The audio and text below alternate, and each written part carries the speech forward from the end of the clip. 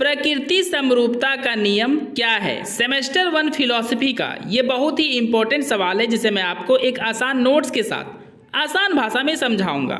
अगर मेरा ये नोट्स आपके लिए हेल्पफुल हुआ तो मेरे चैनल को सब्सक्राइब करें और वीडियो को अधिक से अधिक लाइक एंड शेयर करें। चलिए दोस्तों आंसर को डिस्कस करते हैं। समरूपता का मतलब दोस्तों होता है सिमिलैरिटी, मतलब एक जैसा।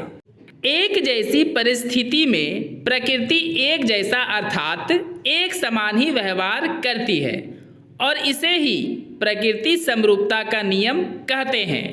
आसान भाषा में समझा जाए दोस्तों तो प्रकृति का जो व्यवहार होता है वो कंडीशन के अनुसार ही होता है। मतलब अगर ठंडा का समय है तो हवा भी ठंडी ही चलेगी। ठंडी के समय में हवा कभी भी गर्म यानी लू नहीं चलेगी।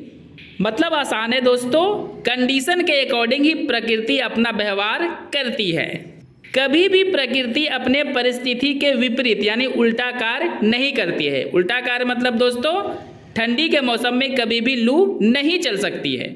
इसी प्रक्रिया को तो प्रकृति समरूपता का नियम कहते हैं। चलिए इसे और भी अच्छे से समझते हैं। प्रकृति समरूपता का यह नियम कार्य कारण नियम को एक सामान्य रूप देता है। मतलब काम करने का जो कारण होता है, बिना कारण का कोई काम तो होता ही नहीं दोस्तों। जैसे दोस्तों गर्मी के मौसम में जलवायु गर्म होती है और ठंडी के मौसम में जलवायु काफ़ी ठंडी होती है, तो बिना कारण के कुछ भी नहीं होता है और इसी कारण के अनुसार ही प्रकृति समरूपता का नियम भी कार्य करती है। मनुष्य प्रकृति की सभी घटना को ना तो देख सकता है और ना ही समझ सकता है, क्योंकि दोस्तों प्रकृति में अनेकों प्रकार की घटनाएं होती है। कुछ घटनाएं बड़ी होती है, कुछ घटनाएं काफ़ी छोटी होती है और एक मनुष्य अपनी क्षमता के अनुसार उसे देख और समझ सकता है।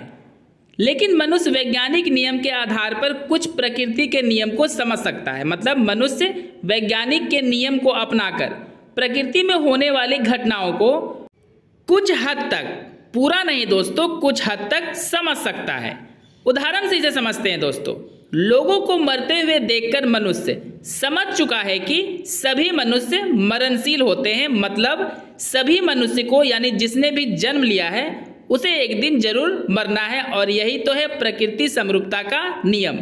समरूपता मतलब दोस्तों मनुष्य अमीर हो, गरीब हो, सुंदर हो या फिर सुंदर ना हो, सभी को एक दिन प्रकृति जरूर मार ही देती है, किसी में कोई भेदभाव नहीं करती है।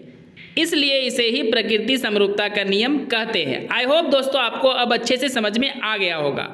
अगर दोस्तों आपको इसी तरह समझना है और आपको इसी तरह का नोट्स चाहिए तो मेरे चैनल को सब्सक्राइब करके जुड़ जाए मेरे चैनल के साथ और वीडियो को अधिक से अधिक लाइक एंड शेयर करें।